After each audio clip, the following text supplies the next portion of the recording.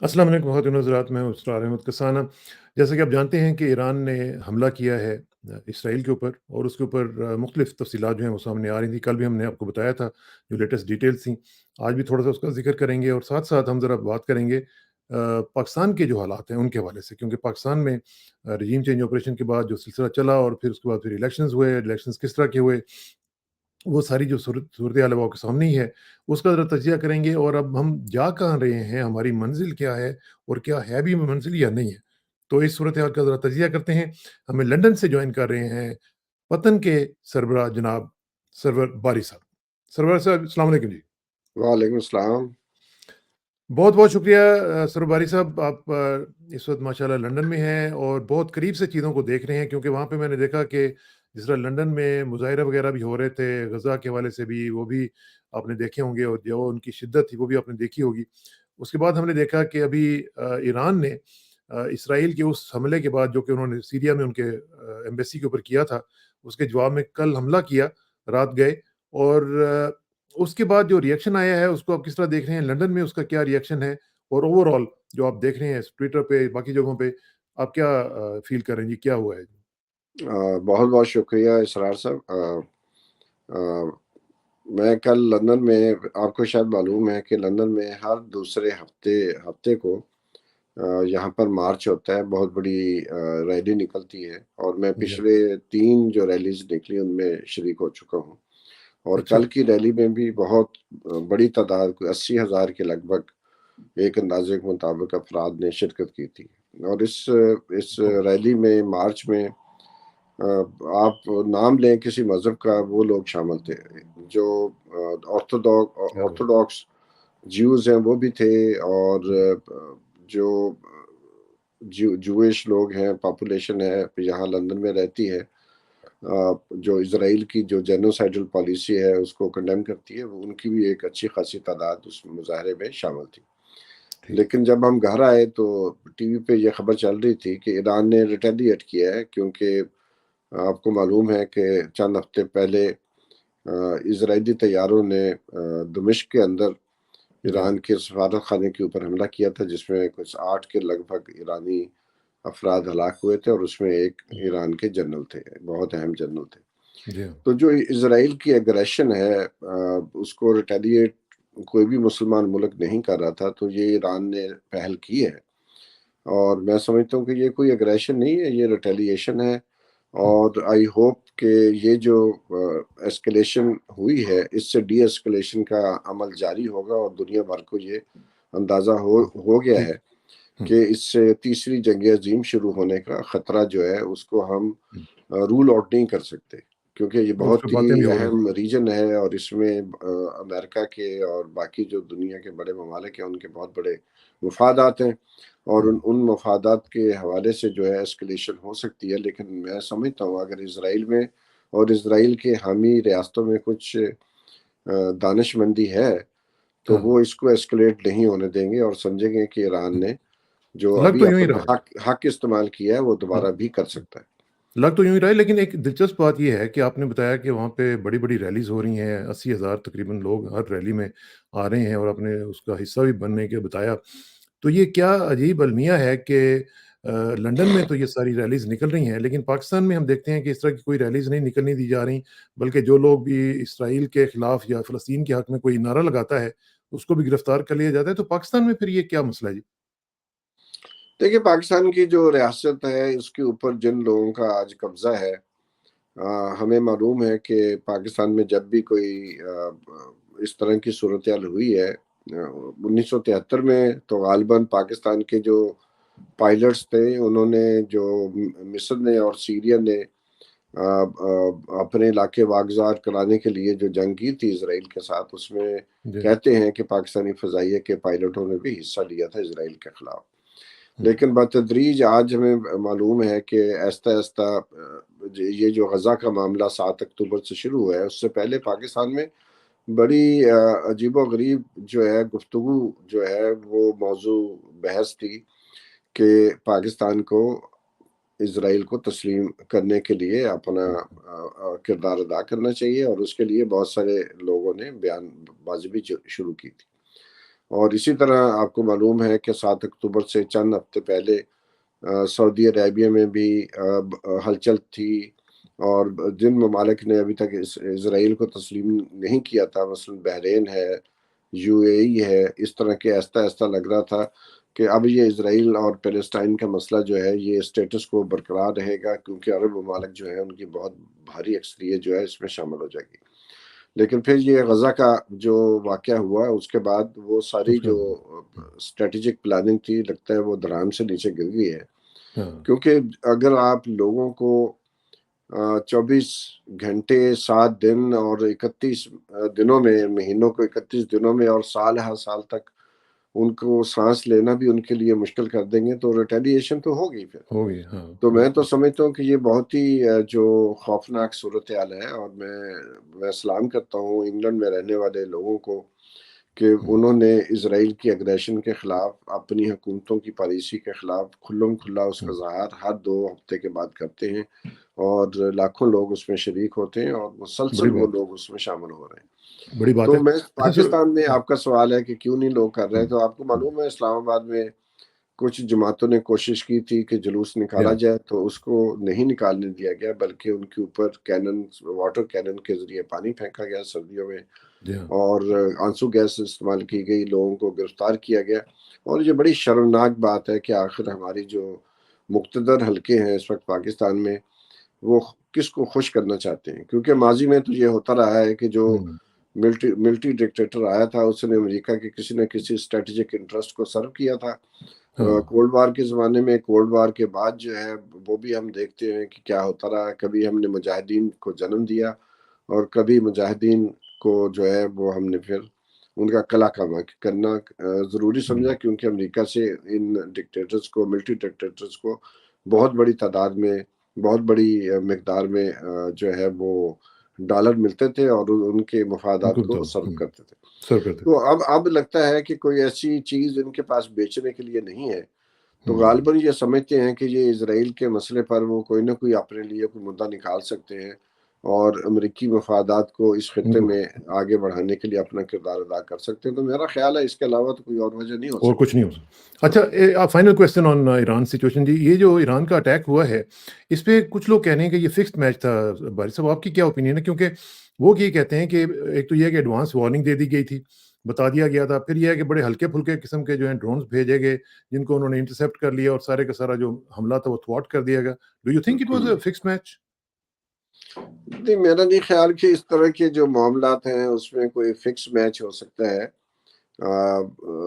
جو رد عمل آیا ہے حکومتوں کا، چاہے وہ بائیڈن کی ایڈمنسٹریشن ہو، یا یہاں پر انگلینڈ کی پرائم منسٹر کا سٹیٹمنٹ ہو، یا یورپین یونین ہے، یا جرمنی ہے، فرانس ہے، باقی ممالک ہیں، رشیا ہے، چائنا ہے، سب ممالک نے جو ہاں اپنا رد عمل دیا ہے، اس سے تو لگتا نہیں ہے کہ جو لوگ یہ کہہ رہے ہیں کہ یہ کوئی نورہ کشتی تھی، اور محض جو ہے ایران اپنا ایک جو ان کو جو بہت بڑا دھچکا لگا تھا، تو انہوں نے اس کا بدلے لینے کا تو انہوں نے پہلے ہی اعلان کر دیا تھا۔ لیکن یہ بات بالکل آپ صحیح فرما رہے ہیں کہ جو ہے ایران نے پہلے ہی ان کو وارن کر دیا تھا کہ ہم اپنا بدلہ ضرور لیں گے۔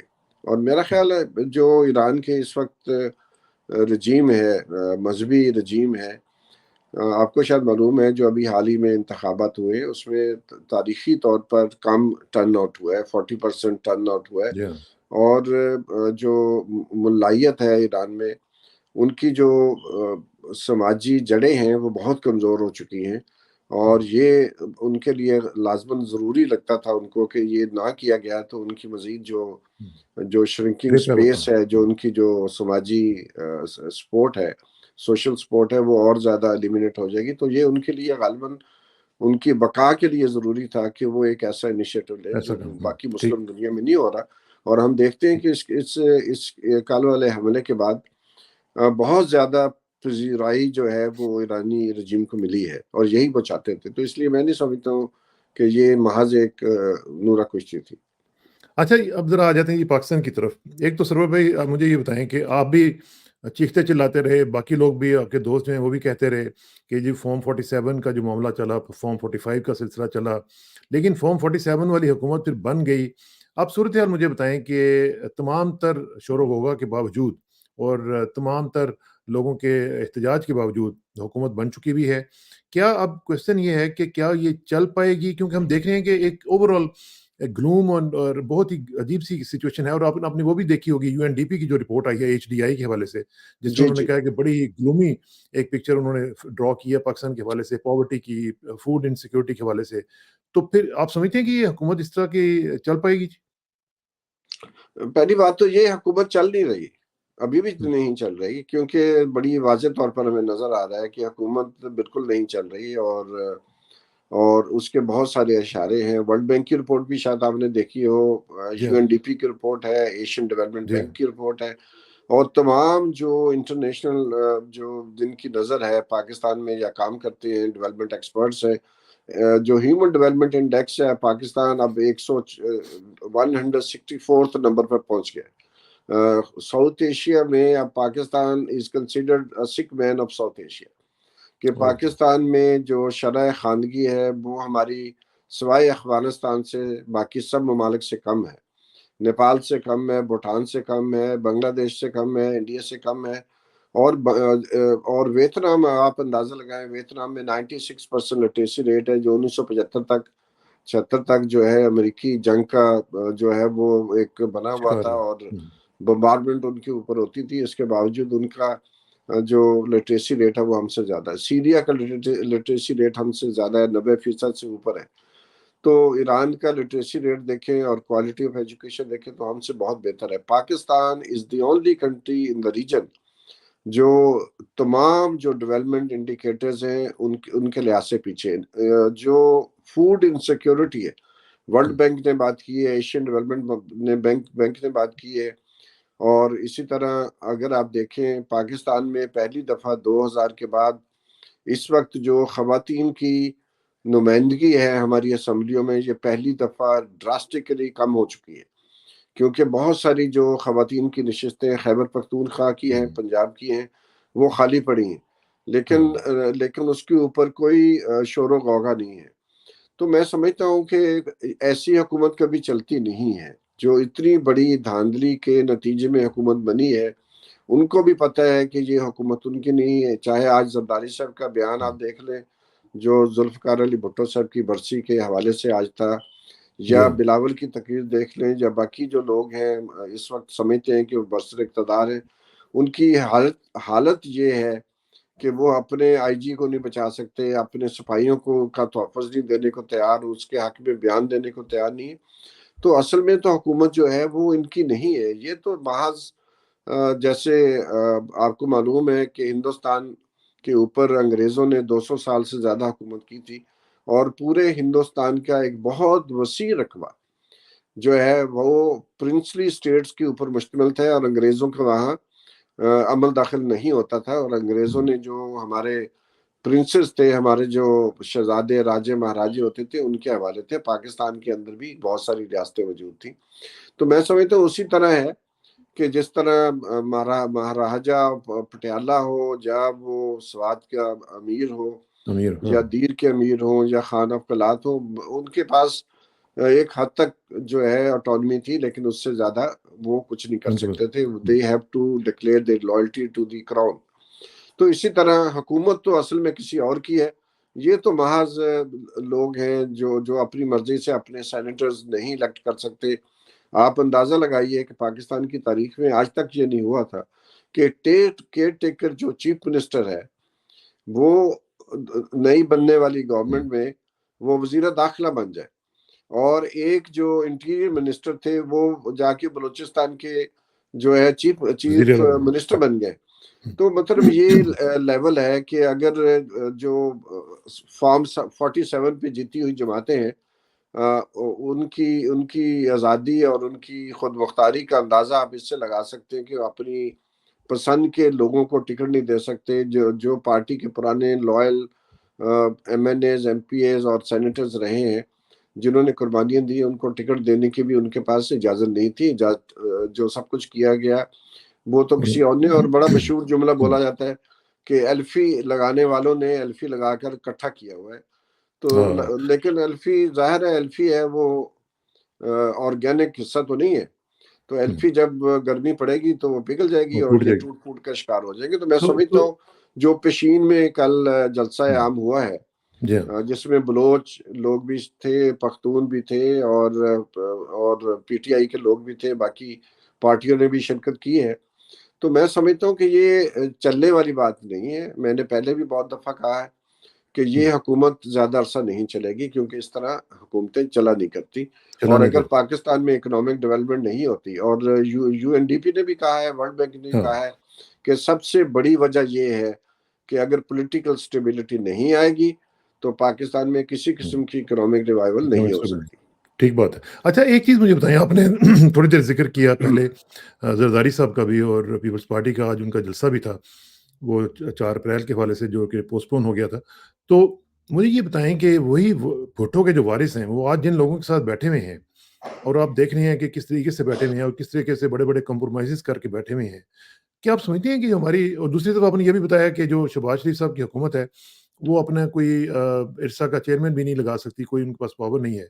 तो क्या ये डिग्रेडेशन है हमारी पॉलिटिकल पार्टीज़ की? क्योंकि बारी साहब जो पॉलिटिकल पार्टीज़ होती हैं या उनकी जो आइडियोलॉजीज़ होती हैं, वो बेसिकली जो लोगों की विल होती है, उसको ट्रांसलेट करते हैं और वो फिर ट्रांसलेट होती है इंटू पब्लिक पॉलिसीज़। तो ये तो हमें नज़र नहीं आ रहा बिल्कुल। तो क्या हमारी पॉलिटिकल पार्टीज़, हमारा पॉलिटिकल जो इंफ्रास्ट्रक्चर है, सारे का सारा तबाह और बर्बाद हो चुका है? देखिए, असल में तो ये बात जो आप कह रहे हैं, आपकी जो ऑब्जर्वेशन है, मैं इससे 100% मुत्तफिक हूँ कि इस वक्त जो पॉलिटिकल पार्टीज की अंदरूनी जमहूरियत है, यानी कि पार्टियों की अपनी जो डिसीजन मेकिंग स्ट्रक्चर्स हैं और प्रोसेसेस हैं, वो वन मैन शो है, चाहे वो पीटीआई हो या वो कोई और पार्टी हो। तो अभी भी आप देखते हैं कि तमाम लोग जो पीटीआई के लीडर हैं, वो खुल्लम खुल्ला ये कहते हैं कि जो खान साहब का हुक्म होगा वही होगा। हुँ, तो ठीक है, वो पार्टी अंडर अटैक है, उसके ऊपर बहुत बड़ा वो मुश्किल वक्त है। इमरान खान साहब जो है जेल में बंद हैं हुँ, बहुत अरसे से, और रियासती मशीनरी अपना पूरा जोर लगा रही है कि किसी तरीके से खान साहब जो है वो सबमिट कर दें उनकी जो हेजमनी है उसके सामने।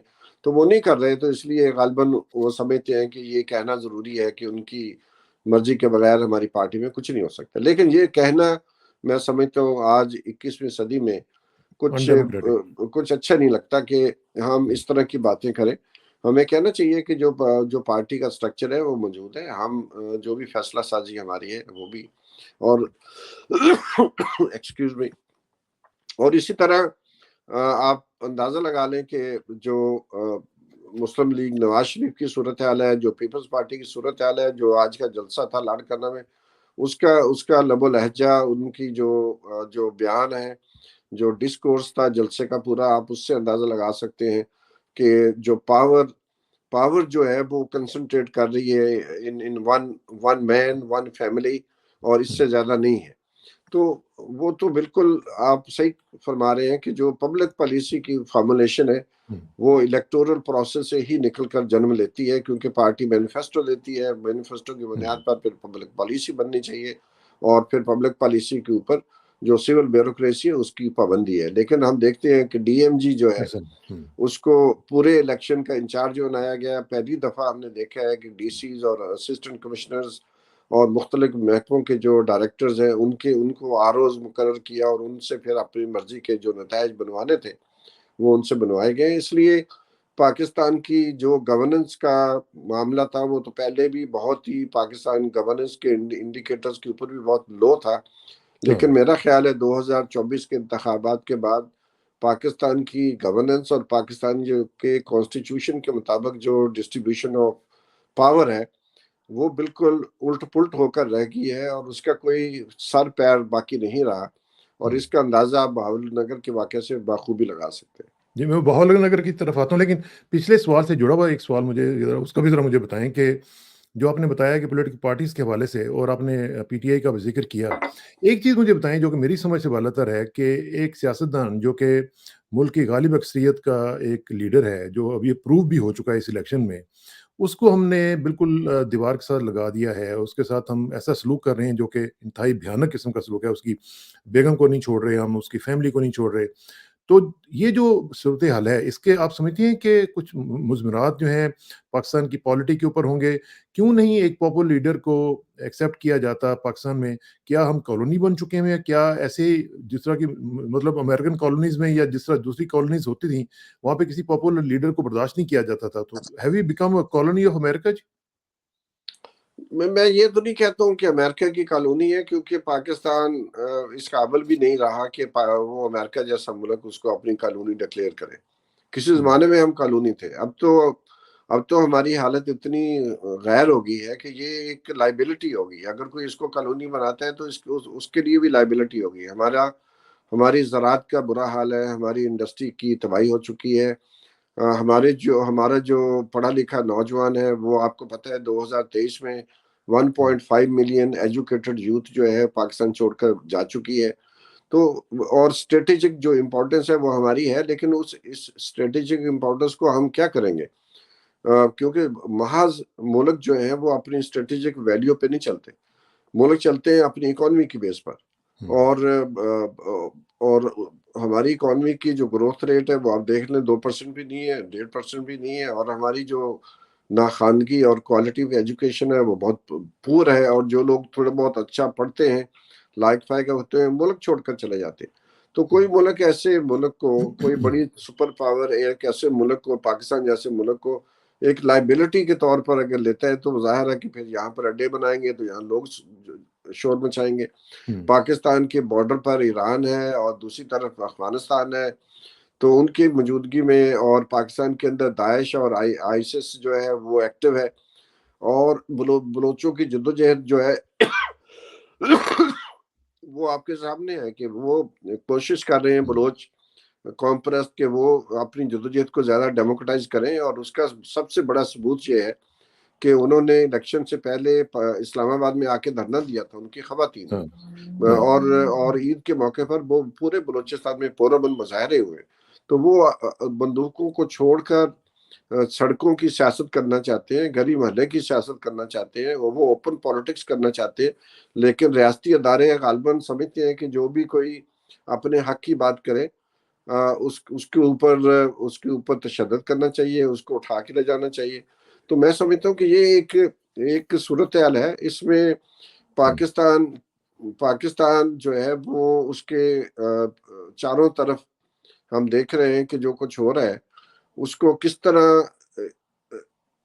جو ہے ہماری جو اسٹیبلشمنٹ ہے کس طرح اس کو آگے بڑھا سکتی ہے، جبکہ پاکستان کی سب سے بڑی پاپولر جماعت جو ہے، اور میں اس لیے نہیں کہہ رہا ہوں کہ وہ لوگ کہہ رہے ہیں، کیونکہ ہمارے پاس ڈیٹا ہے، ہم نے ڈیٹا ہے الیکشن آبزرو کیے ہیں، ہم نے ایک حلقے کا آڈٹ کیا ہے، اور اس آڈٹ کی بنیاد پر میں کہہ رہا ہوں کہ پاکستان میں جتنی پاپولر جماعت پی ٹی آئی ہے اتنی 1970 کے انتخابات میں پیپلز پارٹی بھی نہیں تھی۔ تو مشرقی پاکستان میں البتہ جگتو فرنٹ بنا تھا 1950 کی دہائی میں، اس کی اتنی پاپولیرٹی تھی، یا پھر 1970 کے انتخابات میں عوامی لیگ کی اتنی پاپولیرٹی تھی۔ تو میرا خیال ہے کہ جو ہماری اسٹیبلشمنٹ ہے وہ ان کی پاپولیرٹی سے خوف زدہ ہے، اور ان کی مزاحمت سے بھی وہ خوف زدہ ہے، تو اس لیے ان کو سمجھ نہیں آ رہی۔ اور یہ بڑی افسوس کی بات ہے کہ پیپلز پارٹی جیسی جماعت جس کے لیڈر کو، جس کے بانی کو پھانسی دے دی گئی 53 سال کی عمر میں، جوانی میں ان کو پھانسی دی گئی، آج وہی پیپلز پارٹی جو ہے زرداری صاحب کی قیادت میں، بلاول بھٹو کی قیادت میں، وہ آرمی کے ساتھ مل کر وہی کچھ کر رہی ہے جو ان کے ساتھ کیا تھا اس وقت کی آرمی کے جنرلوں نے، آج وہی کچھ وہ ان کے ساتھ مل کر پی ٹی آئی کے خلاف کر رہے ہیں۔ تو یہ میں سمجھتا ہوں یہ انحطاط ہے، یہ ہمارا زوال ہے سیاسی بصیرت کا، اور اس طرح اس سے مزید سیاست ہمارے پاکستان کی کمزور ہوئی ہے۔ اور یہ کہنا کہ جی خان صاحب ہمارے ساتھ بات نہیں کرتے، تو میں سمجھتا ہوں جب آپ کسی کی نشستیں چوری کر لیں اور دھاندلی کر کے فارم 47 جعلی بنا کر، تو وہ پارٹی آپ کے ساتھ مذاکرات کس بیس پہ کرے گی؟ آپ کوئی پہل کر کے دکھائے۔ اگر آپ منسٹریاں لیں گے، فوج کے جھنڈے کو آگے بڑھائیں گے، تو پھر ظاہر ہے کہ عمران خان ان کے ساتھ کیوں بیٹھے گا آگے؟ कैसे बैठेगा, सही बात। अच्छा एक जो आपने अभी थोड़ी देर पहले भावनगर का भी ज़िक्र किया बारी साहब जब हम देखते हैं कि एक बड़ी अनचेक्ड किस्म की पावर स्ट्रक्चर में जो कि अनइक्वल भी हो, तो उसके अंदर एक ना एक टेंडेंसी आ जाती है वायलेंट होने की जिसका हमने उसका मुज़ाहरा देखा। और भावनगर में अब जो सूरत-हाल हुई उसको मैं मिला के ज़रा देखता हूँ ये जो 6 जजेस ने लेटर भी लिखा है, तो क्या ये आप समझती हैं कि हम लोग बहुत सीरियस किस्म की जो एनार्की है उसकी तरफ बढ़ रहे हैं बल्कि बढ़ चुके हुए हैं? क्योंकि वही चीज़ जो है वो शायद इन लोगों को सूट करती है कि वो एनार्की रहे ताकि एक तो जो powerful and all popular party जो है उसको हम बाहर रख सकें और इस तरह के मामलात में अपने जो है मफादात है उनको तहफ़्फ़ुज़ भी कर सकें। Do you agree with it? जी, बिल्कुल, मैं समझता हूँ बिल्कुल आप सही कह रहे हैं कि जब जब 2 रियासती महकमे, एक पुलिस और फ़ौज, उसके जो लोग हैं, रोग एलिमेंट्स, उनको हुँ, हम मान लेते हैं 1 मिनट के लिए, तो एक तो बात ये बहुत वाज़ेह तौर पर सामने आई कि अगर सोशल मीडिया कोई इंडिकेटर है, ये जानने का कि पाकिस्तान की आम आदमी क्या सोचता है, तो एक बात तो वाज़ेह है कि आम आदमी पुलिस के तशद्दुद और पुलिस के जो नाइंसाफ़ी वाला रवैया होता है, उसका शिकार होता है। लेकिन इसके हाँ, बावजूद जब फ़ौजी अहलकारों ने पुलिस के अफ़सरान की फेंटी लगाई, उनके ऊपर तशद्दुद किया, तो लोगों ने 1 सेकंड नहीं लगाया और उनको पता चल गया कि जो ज़ुल्म है, जो जो अहलकार, जो वर्दी वाले अहलकार जो हैं, वो अपनी वर्दी के ज़ोर पर, अपनी बंदूक के ज़ोर पर किसी के ऊपर तशद्दुद करते हैं, तो जो तशद्दुद का निशाना है, हम उसके साथ हैं। तो हुँ, लोगों ने ग़ालिबन ये एहसास किया कि जो कुछ पुलिस के साथ हुआ है, वो हमारे साथ पुलिस रोज़ करती है, लेकिन लोगों के अंदर एक जो नेगेटिव जो रवैया है, वो नहीं हुआ। हुँ, एक पॉज़िटिव चीज़ आई है कि लोगों ने सॉलिडैरिटी शो की है with the police of Punjab. तो मैं समझता हूँ कि ये एक पाकिस्तान की जो एक राय आमा है, उसकी उसकी मैच्योरिटी का ये बहुत हुँ, बड़ा इंडिकेटर है कि पाकिस्तान की पंजाब के अंदर क्या पूरे पाकिस्तान भर में हाँ, जो फौजी अफसरान ने या कमांडोज ने जो पुलिस अफसरान के ऊपर तशद्दुद किया, जुल्म किया, उसके ऊपर पाकिस्तान के अवाम उनके साथ खड़े हुए हैं, पाकिस्तान की हुँ, सिविल सोसाइटी उनके साथ खड़ी हुई है, पाकिस्तान का मीडिया उनके साथ खड़ा हुआ है। तो ये मैं समझता हूँ कुछ पॉजिटिव चीज़ें हैं, गुड पॉजिटिव तो इ इंडिकेटर्स हैं, मुस्बत इशारे हैं जिनको हमें तक़वियत देने की ज़रूरत है। तो क्या क्या वक़्त नहीं आ गया बारी साहब के वो जो 2015 का एक सेनेट में जो ड्राफ्ट लॉ पड़ा हुआ है, जिसके मुताबिक आईएसआई के मैंडेट को डिटरमिन किया जाएगा, क्या उसके ऊपर वक़्त नहीं आ गया कि उसके ऊपर अब अमली तौर पर काम शुरू किया जाए? देखिए मैं तो ये समझता हूँ कि ये जो इस वक़्त आपको मालूम है 1988 और 1990 के इंतखाबात में आईएसआई ने खुल्लम-खुल्ला आईजीआई बनाई थी और हुँ, बहुत सारे सियासतदानों में पैसे तक़सीम किए गए थे। वो कोई ढकी-छुपी बात नहीं है, वो वो जो है सुप्रीम ना कोर्ट हमीद गुल की साहब खुद वेबसाइट मानते पर थे। मौजूद है, आपको मालूम है। गुल साहब लेकिन खुद उसके मानते थे। ऊपर कोई कार्रवाई नहीं हुई। हुँ, फिर ये 6 जजेस के खत की बात कर रहे हैं आप, तो ज़ाहिर है अगर सुप्रीम हाई कोर्ट के जजेस के साथ ये सलूक हो रहा है या हो रहा था, तो क्या डिस्ट्रिक्ट जो सेशन जज हैं, जो लोअर जुडिशरी है, उनके साथ क्या सलूक होता होगा? और क्या जो ब्यूरोक्रेट्स हैं जिन्होंने जो पिंडी के कमिश्नर ने कहा कि सारी नशिस्तों के रिजल्ट हमने चेंज किए थे, गो के हुँ, बाद भी उनकी स्टेटमेंट आई है, लेकिन किसको पता है वो स्टेटमेंट सही है या गलत है, लेकिन जो उन्होंने टीवी के ऊपर खुल्लम खुल्ला बात की थी, तो उसके बाद तो ये लगता है कि अब जो मिलिट्री एस्टेब्लिशमेंट है, उसकी जो हेजमनी है वो हुँ, अंडर सीरियस स्ट्रेस है। और हुँ, और मैं समझता हूँ कि ये वक्त था कि पाकिस्तान मुस्लिम league Nawaz, Pakistan peoples party और दूसरी जमातें बजाय ये कि वो फौज की गोद में जाके बैठ जाती, उनको हाँ, चाहिए था कि उस वक्त ये अप्रोच करते इमरान खान को बातचीत करने के लिए और साफ और शफाफ इंतखाबात करवाने के लिए। That was the time. हुँ, अब तो मैं समझता हूँ कि ये खुद इतने फंस गए हैं फँस गए। कि अब ये कोई स्टैंड ले नहीं सकते, लेकिन बिल आखिर होना यही है, हुँ, क्योंकि और देखिए तुर्की में भी तो हुआ था ना बारी साहब, तुर्की में भी बरतानिया आपको ने याद है आधी 90 दुनिया से ज्यादा पर कब्जा किया था, तुर्की में भी लेकिन बिल आपको याद आखिर है उसको 97 में उसको सारी कॉलोनीज को छोड़कर जाना पड़ा है। जो हाँ, चीज गलत है, हमारे आइन में गलत है, दुनिया में गलत रही है, तारीख में हुँ, गलत रही है कि जो आर्मी है वो रूल नहीं कर सकती। रूल नहीं कर करने का सकते। राइट है उसको, जिसको लोग वोट देते हैं। तो ये एक गलत چیز ایک ہے، اس یہ میں زیادہ عرصہ چلے گی نہیں، اس کو میں اس چھوڑنا میں پڑے گا۔ صرف ایک بلکہ ہسٹوریکل جو ایک مثال ہے وہ دے دوں کہ ترکی میں بھی آپ کو یاد ہے کہ 97 میں جب سافٹ کو ہوا تھا، اس ہاں کے بعد فوج نے سیاست سے کنارہ کشی اختیار کر لی تھی، اور بالکل۔ سیاستدانوں نے آئندہ کسی بھی غیر آئینی مداخلت وغیرہ میں شریک نہ ہونے کا فیصلہ کیا تھا۔ ہمارے ہاں بھی کچھ سیریبرل جو پارلیمنٹیرینز ہیں ان کی ضرورت ہے جو کہ یہ فیصلہ کر لیں مل کے کہ بھئی آج سے بعد ہم نے یہ کام نہیں ہونے دینا۔ تو میرا خیال ہے کہ ہمارے ہاں بھی ممکن تو ہے۔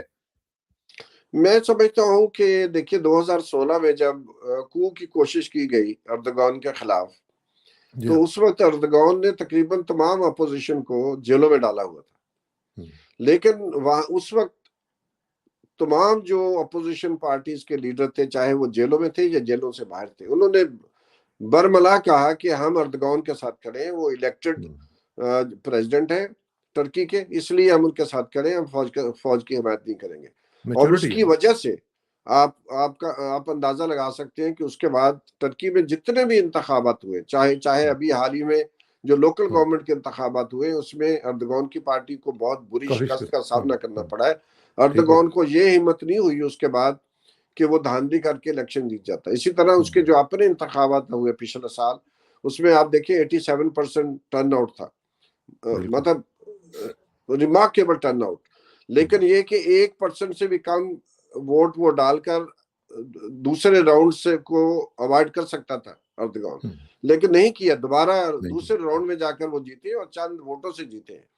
تو میں سمجھتا ہوں کہ ترکی کی جو سیاست ہے یا سیاست دان ہے، ان کے اندر میچورٹی زیادہ ہے۔ میچورٹی ہمارے ہاں سیاست کم ہے، اکنامک انٹرسٹ زیادہ ہیں، ہمارے جو اس اپورچونسٹ ہیں۔ وقت سیاسی اشرافیہ ہے اس کے 90% تعداد ایسے افراد پر، ایسے خاندانوں پر مشتمل ہے جو بیسیکلی سیاست میں آتے ہیں اپنے کاروبار کو وسیع اور زیادہ which is so پھیلانے sad۔ کے لیے۔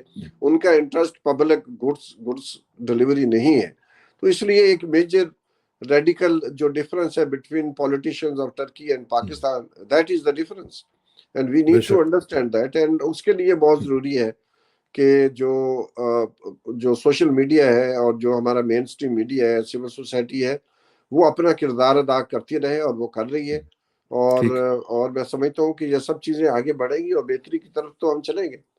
انشاءاللہ انشاءاللہ باری صاحب بہت بہت شکریہ۔ انشاءاللہ تھینک آپ یو، سے رابطہ رہے گا، اور while you are in London ہم آپ سے کوشش کریں گے کہ لنڈن کی بھی کچھ رپورٹس جو ہیں وہ آپ سے لیتے رہیں۔ بہت بہت شکریہ جی۔ سی تھینک یو یو، سون جی۔ Thank you, my thank you pleasure, very much. خدا السلام علیکم۔ حافظ۔ السلام علیکم۔